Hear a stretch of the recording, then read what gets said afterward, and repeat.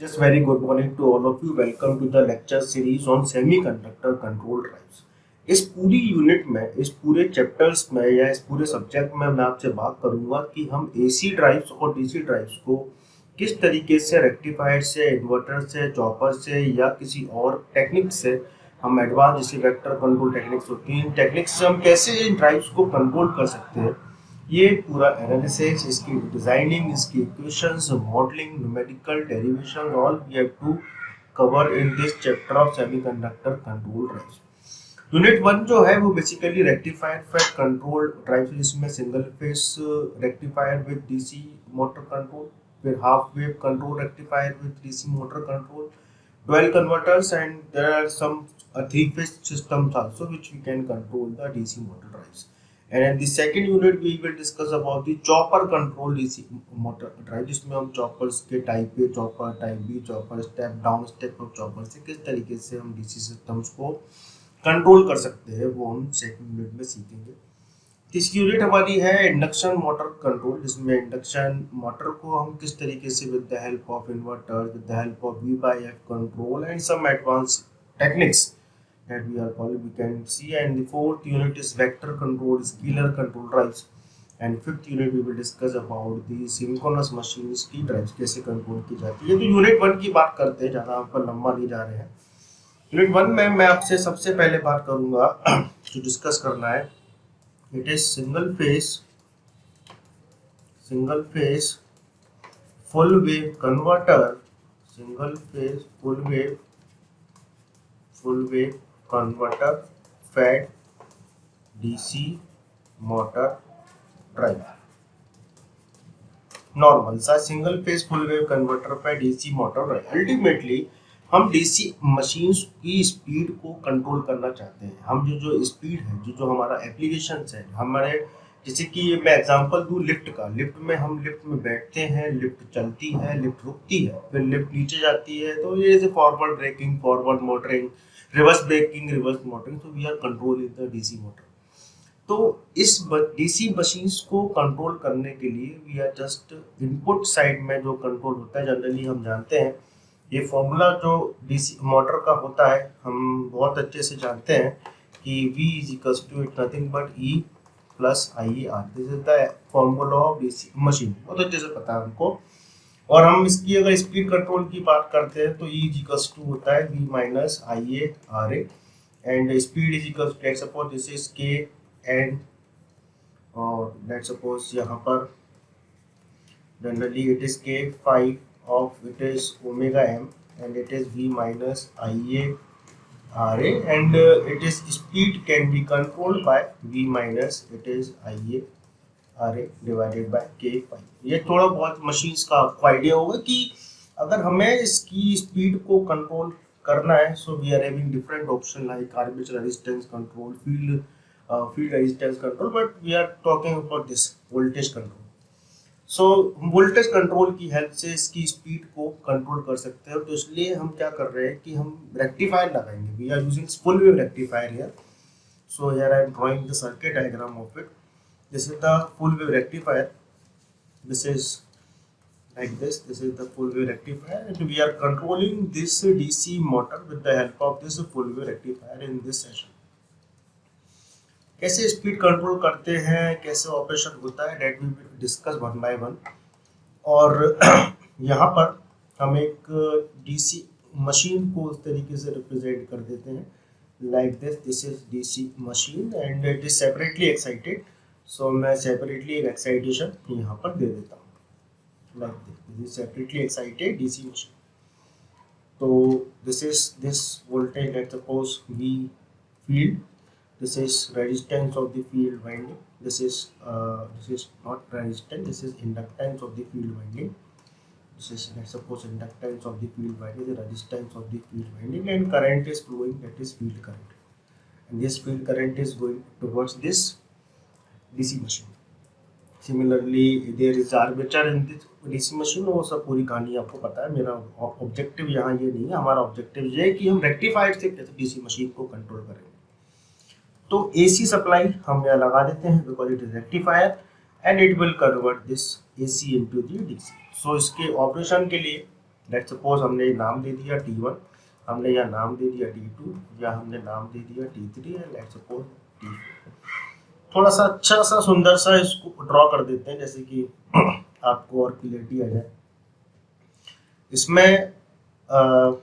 Let's suppose this is T1, तो थोड़ा indication रहेगा कि T1 T2 क्या है हमारे को समझ करने के पॉइंट ऑफ व्यू से। ये इस तरीके से this is and this is DC motor, this is our DC motor.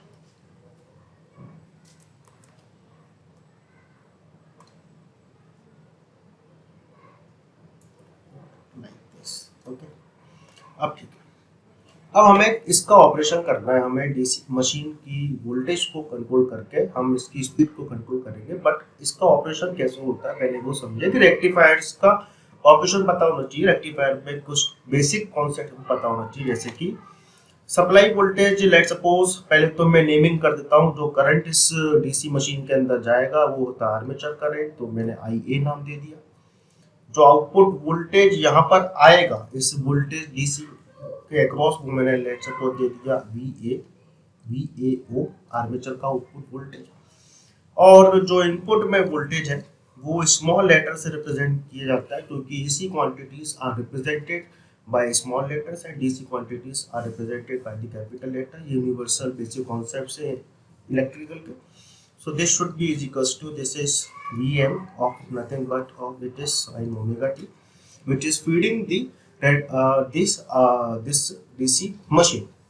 अब इसके अंदर को लॉजिकल सीक्वेंस होते हैं कि ये जो फायरिंग एंगल्स होते हैं SCR के, ये हमारे हाथ में होते हैं कि हमें कौन सा फायरिंग एंगल कब ऑन करना है। So we want DC signal from DC supply.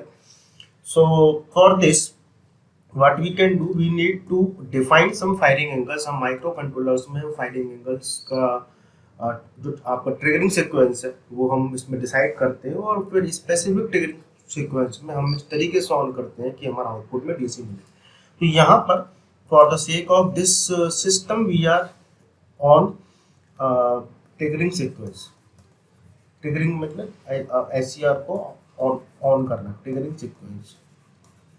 The triggering sequence here it is when T1 T2 को हम एक साथ ऑन करेंगे, और वो हम कब ऑन करेंगे at omega t is equals to alpha या 2 पाई प्लस अल्फा, या हम ऑन करेंगे 3 पाई प्लस अल्फा, सॉरी 4 पाई प्लस अल्फा, 4 पाई प्लस अल्फा।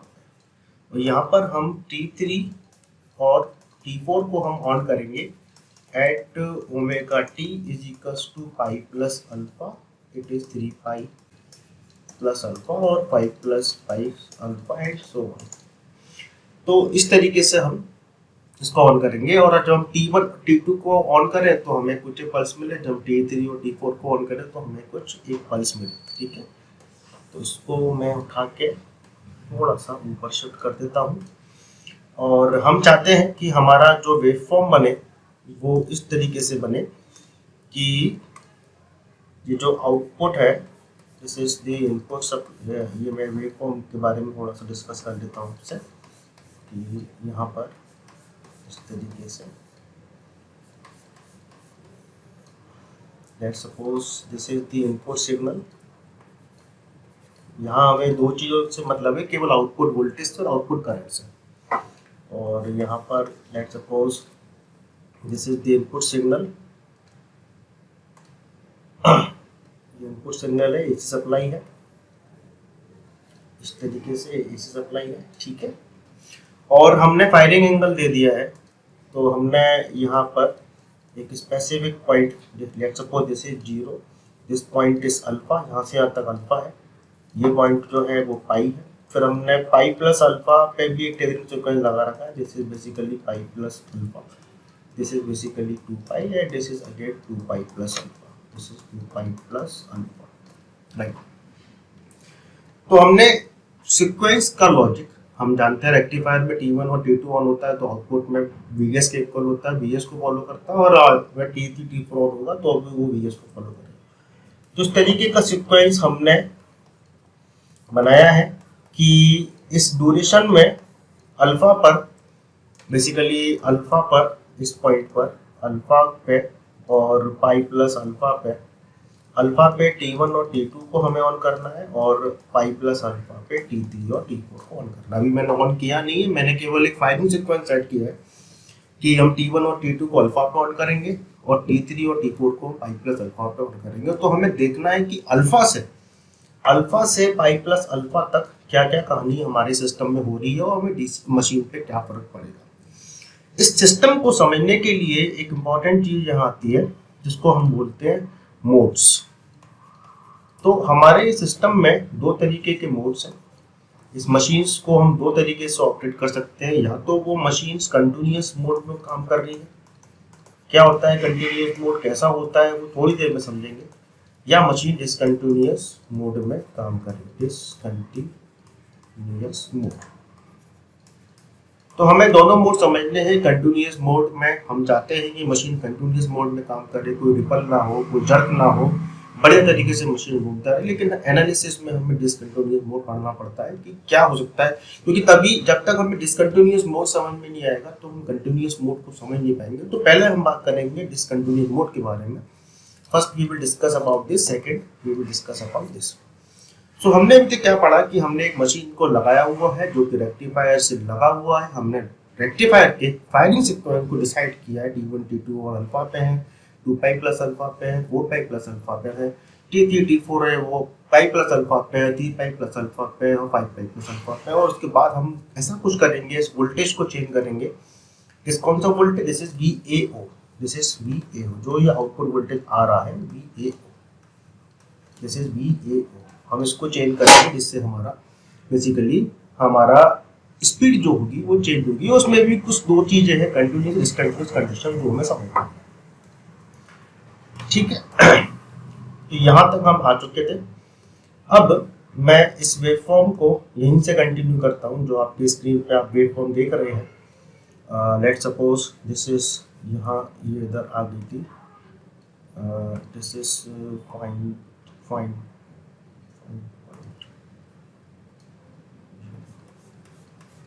ठीक है, दिस इज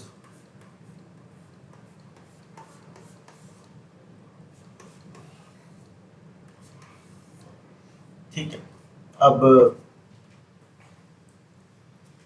लेट सपोज यहाँ पर इधर देखें, यहाँ पर आप मान लीजिए कि, और एक यहाँ पर एक मान लीजिए, और मैं इसको मानता हूँ कि ये जो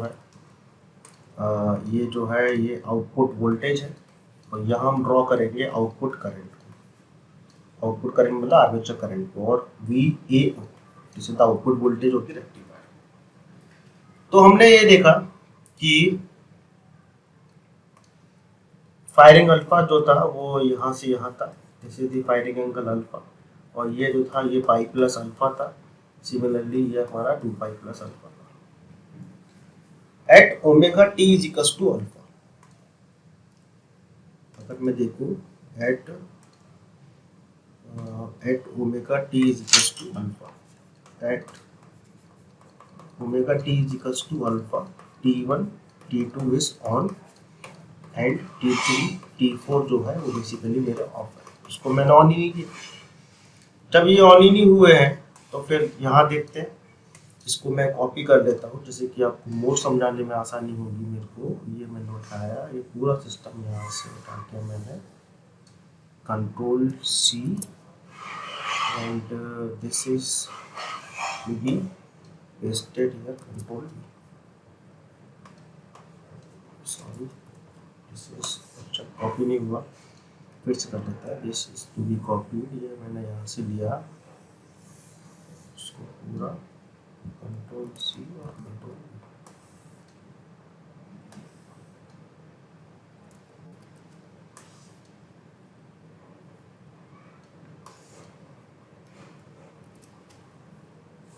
ये मैंने यहाँ पे लिया, ये रहा। अब यहाँ पर T1 T2 को ऑन कर देते हैं, बाकी को मैं हटा देता हूँ। तो T1 और T2, तो मतलब T3 ऑफ है, T3 ऑफ हो गया, और T4 भी ऑफ है, तो T4 भी ऑफ है, ये मेरा ऑफ है, राइट। तो हमारे पास सिस्टम में केवल ये बच गए, यही दो चीज़ ऑन है, ठीक है। यहाँ से हो गया,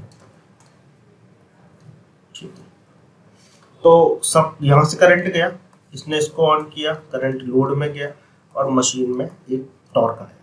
मशीन में टॉर्क आया क्योंकि एक जो जब जब डीसी मशीन के अंदर करंट आता है तो वो एक आर्मेचर फ्लक्स बनाता है। आर्मेचर फ्लक्स जब फील्ड फ्लक्स से इंटरेक्ट करता है, there is electromagnetic torque, basic principle. ये करंट यहाँ से लौट जाता है। अगर मैं आउटपुट वोल्टेज को बात करूं तो आउटपुट वोल्टेज प्लस, और ये प्लस यहाँ पर, तो output voltage in this situation output voltage is equals to this is Vm sin omega T. Source voltage को फॉलो करता है।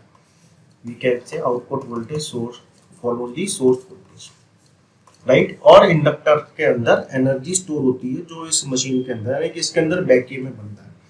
इस चीज को एक चीज और समझें कि डीसी मशीन को हम एक तरीके से यहाँ पर इस तरीके से भी रिप्रेजेंट करते हैं। जनरली कुछ बुक्स में आपको ऐसे ही दिया रहता है कि डीसी मशीन जो होती है उसका एक इक्विवेलेंट रिप्रेजेंटेशन कुछ तरीके से होता है कि एक रेजिस्टेंस मानते हैं, आर्मेचर रेजिस्टेंस, आर्मेचर का फील्ड मानते हैं, और उसमें एक बैक ईएमएफ माना जाता है that representing A DC machine का मॉडल।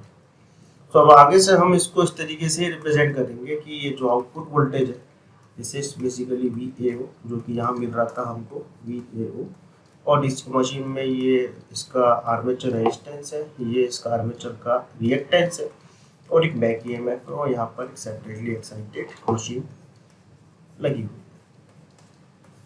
ठीक है, तो जब omega T equals to alpha पे हमने T1 T2 को ऑन किया तो जो करंट है इस इंडक्टर में गया और इंडक्टर स्टोर्स एनर्जी। तो here in this system inductor stores energy, inductor में एनर्जी स्टोर होगी और मशीन में भी घूमना आना शुरू हो जाता है। अगर मैं इस कर्व को ड्रॉ करता हूं तो आउटपुट वोल्टेज सोर्स वोल्टेज को फॉलो करता है, और सोर्स वोल्टेज एक साइन वेव है, और omega T equals to alpha पे आउटपुट वोल्टेज सोर्स वोल्टेज को फॉलो करने की कोशिश कर रहा है। तो output voltage this is basically alpha, तो output voltage follows the source voltage. तो यहाँ पे आउटपुट वोल्टेज सोर्स वोल्टेज को फॉलो करने की कोशिश कर रहा है। This point is pi. अच्छा, और करंट की वैल्यू जो होती है वो बेसिकली इंक्रीज होती है और धीरे धीरे यहाँ तक हमारा एनर्जी इसमें स्टोर हो जाती है। ठीक, एक टाइम बाद स्टोर होती है फिर डिक्रीज होती है, वो चीज थोड़ी देर में पढ़ेंगे। अब जब हम omega T equals to pi पे पहुंचे, at omega T is equals to pi, omega T is equals to pi पे जब मैं पहुंचता हूं तो मैंने क्या देखा कि इस पॉइंट पर साइकिल रिवर्स हो रही है। साइकिल रिवर्स हो रही है, इसका मतलब ये है कि T1 T2 जो ऑन थे वो ऑफ होना चाहिए, बिकॉज SCR पॉजिटिव साइकिल में काम करता है, नेगेटिव साइकिल में काम नहीं करता है। It is a unidirectional device. But होता ये है कि जब हम अल्फा पे हमने T1 T2 को ऑन किया था तो इस T1 T2 को ऑन होने से सप्लाई से जो करंट था वो मशीन के अंदर गया, मशीन के अंदर मूवमेंट आया, काइनेटिक एनर्जी आई और इंडक्टर के अंदर एनर्जी स्टोर हुई। But omega T is equals to pi पे आपके हिसाब से ये साइकिल नेगेटिव हो रही है, और साइकिल नेगेटिव का मतलब ये होता है कि it will turn off T1 T2, but ऐसा होता नहीं है। T3 T4 से कोई लेना देना नहीं है, वो कि पाई प्लस अल्फा पे ऑन होंगे। हम अभी बात कर रहे हैं पाई पे क्या होगा। दिस इज सिचुएशन, हम पाई पे खड़े हैं तो हमने क्या देखा कि T1 T2 ऑफ होना चाहिए, बट T1 T2 ऑफ होते नहीं है, बिकॉज इंडक्टर ऐसा एलिमेंट होता है जो अपनी एनर्जी को रिलीज करता है। इंडक्टर के अंदर मैं बता दूं, inductor is a device which will not allow sudden change in direction of current and magnitude with in it. अपने अंदर वो जाने वाले करंट को रोकता है अगर उसमें कोई चेंज हो रहा, सडन चेंज। वो इसलिए होता है कि इंडक्टर कई प्रॉपर्टी होती है which will not allow sudden change in the magnitude and direction of electric current within इट। सो इसीलिए इंडक्टर एनर्जी रिलीज करता है। तो इस जब अल्फा से पाई में हम जा रहे थे, अल्फा से पाई में हम जा रहे थे तो इंडक्टर स्टोर्स एनर्जी, इंडक्टर के अंदर एनर्जी प्लस माइनस के फॉर्म में स्टोर हो रही थी। This current is I. At omega T equals to pi cycle reverse हुई, प्लस थी माइनस हुई, तो इंडक्टर में जो करंट अगर उल्टा फ्लो हो गया तो ये जो ये करंट था वो चेंज होगा, यानी कि इंडक्टर रिलीजिंग एनर्जी,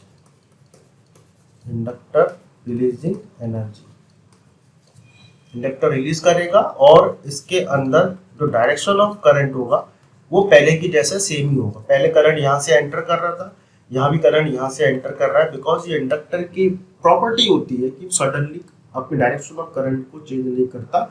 अगर आपने करंट में डायरेक्शन ऑफ करंट चेंज कर दिया बहुत जल्दी, तो V = L di/dt के प्रिंसिपल से टाइम बहुत कम दिया, time become zero, voltage becomes infinity, inductor जल जाएगा। Because of this nature inductor releasing the energy with the same path. Direction of current वही है, इंडक्टर एनर्जी रिलीज कर रहा है, तो उसने वो क्या करेगा, it will forcely conduct T1 and T2 till releasing of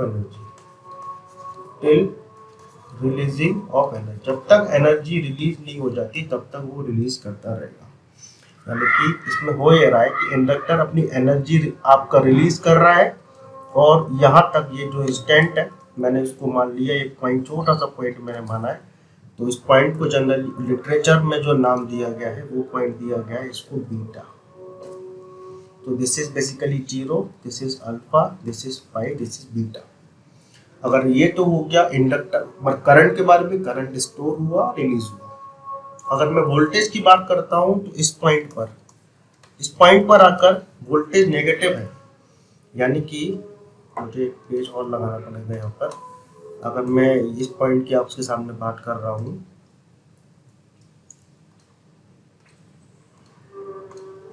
after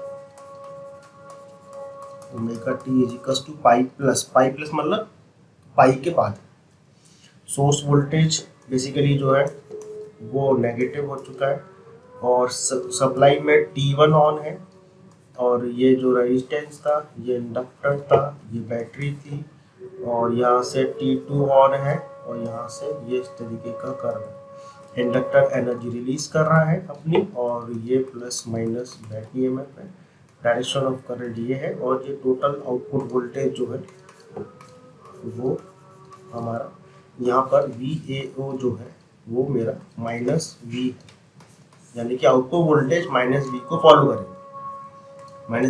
करेगा। मतलब हमारा आउटपुट वोल्टेज की इक्वेशन जो आएगी वो ये है, ये यहाँ से लेके यहाँ तक, क्योंकि ये आउटपुट वोल्टेज है माइनस वाला,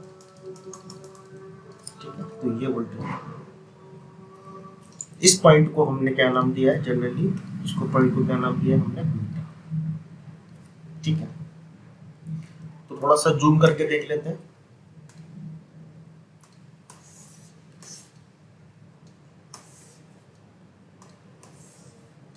कि यहां से लेके यहां तक, 0 से लेके अल्फा पे हमने T1 T2 को ऑन किया था। T1 T2 ऑन होने से हमारा आउटपुट वोल्टेज सोर्स वोल्टेज को फॉलो कर रहा था, और हमारा आउटपुट वोल्टेज यहाँ तक आ गया। पाई पे आने पे हमारा आउटपुट वोल्टेज नेगेटिव हुआ, T1 T2 ऑफ होना चाहिए था पर होता नहीं है, because of the inductor energy release दिया है एनर्जी।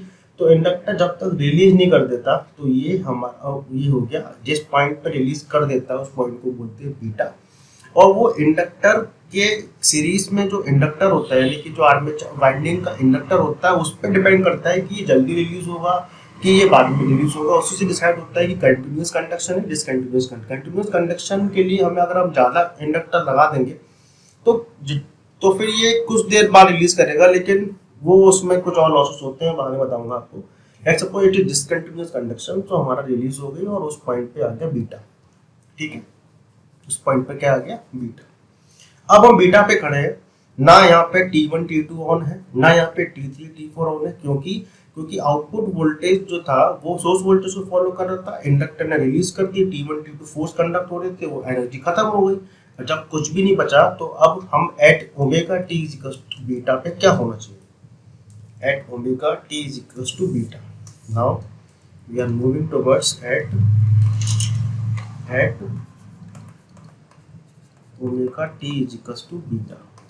T1 T2 ऑफ, क्योंकि कोई कंडक्शन ही नहीं है, फोर्स कंडक्शन भी नहीं है, T3 T4 ऑन होंगे, इसके बाद ये भी ऑफ है, तो ये भी ऑफ है, यानी कि ये ऑफ है मतलब ओपन सर्किट, ये ऑफ है यानी कि ओपन सर्किट, ये ऑफ है यानी कि open circuit, this is open circuit.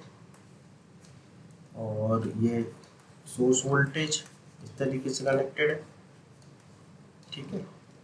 और हमारी बैटरी लगी हुई है, ये हमारा resistance of induct of this armature winding, और हमारे separately excited DC motor, separately excitation लगा हुआ है। अब क्या होगा कि जो करंट है, this is the output voltage VAO, ये करंट है बेसिकली I। इस पॉइंट पे IA should be 0 at omega T beta पर, ठीक है ना। और आउटपुट वोल्टेज जो है वो कितना होगा, क्या वो 0 होगा? नहीं, 0 नहीं होगा। यहाँ पर बैक ये मशीन तो घूम रही है ना, तो हमारा ये बैक EMF के इक्वल हो जाएगी। तो ये हमारी दो कंडीशन इसमें आ जाती है कि बैक EMF के इक्वल हो जाएगी। तो finally the waveform is going to be like this. I just zoom it, मैं इसको जूम कर देता हूँ। और हमने देखा कि जब बीटा पे होता है ये है कि फाइनली आउटपुट वोल्टेज जो होता है वो ई को फॉलो करता है। ई एक कांस्टेंट मैग्नीट्यूड है, जो कि let's suppose this is the E, this is the E magnitude of E, ये ई है। तो ई जो है एक कांस्टेंट मैग्नीट्यूड है, बैक ईएमएफ है, ई को फॉलो करता है। सिमिलरली यहाँ करंट कितनी हो जाती है, 0। अब हम कहाँ पहुंच गए, ये बीटा हो गया, ये हो गया मेरा पाई प्लस अल्फा। अब पाई प्लस अल्फा पे हमारा कौन सा ऑन है, T3 T4 ऑन है। So at omega T is equals to, at omega T is equals to pi plus alpha T3 T4 on. T3 T4 on है तो फिर वही कहानी जो यहाँ देखी थी हमने, फिर से ड्रॉ कर लेते हैं। T3 T4 ऑन है तो इसमें हमने देखा साइकिल इस पॉइंट पे क्या है, साइकिल इस पॉइंट पे हमारी नेगेटिव है, पॉजिटिव है, साइकिल हमारी इस पॉइंट पे नेगेटिव है। साइकिल हम नेगेटिव है तो ये नेगेटिव साइकिल चेंज कर देते हैं यहाँ पर, this is plus, this is minus, उसको प्लस कर देते हैं, उसको माइनस कर देते हैं। क्या ऑन है, T1 ऑन नहीं है, T1 को हटाओ, और हमारा T1 के साथ साथ हमारा ये जो है T2 ऑन नहीं, तो T2 को हटाओ, T2 हटा दिए, ठीक।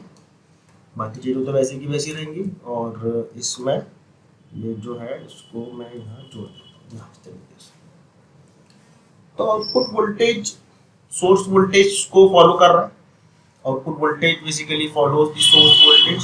सो सोर्स वोल्टेज के माइनस सोर्स वोल्टेज का opposite VAO is minus of V। Minus of V मतलब वो खुद माइनस है तो प्लस हो जाएगा ultimately. So it is going to be like this, the same waveform which is we are getting for the alpha से पाई plus alpha, ये same waveform आ जाएगी। इस तरीके का कंटिन्यूअस इंटरवल वेवफॉर्म हमको मिलती चली जाती है। करंट बढ़ता है, फिर घटता है, रिलीज होती है, जीरो हो जाती है, फिर बढ़ता है, फिर घटता है, रिलीज होती है, जीरो हो जाती है, इस तरीके से। This is discontinuous conduction.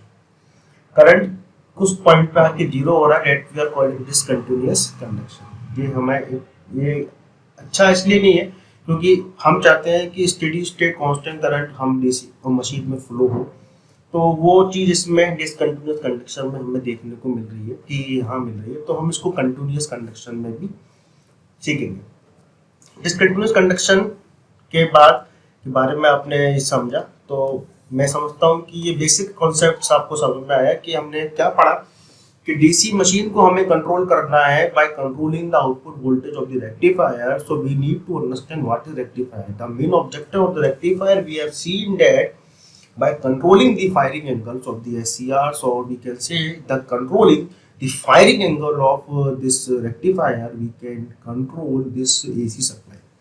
We are controlling the AC supply by switching on or switching off this T1, T2 and T3, T4 by the consecutive intervals. So we defined that T1, T2 is on at omega T is equals to alpha, 2 pi plus alpha and so on. and T3 T4 is on at omega t is equals to pi plus alpha, 3 pi plus alpha, and so on. So by this we can get the output voltage which is equals to V naught V minus V naught Vs minus V. Like this we can get the result, but it is discontinuous form, so we need to make it continuous.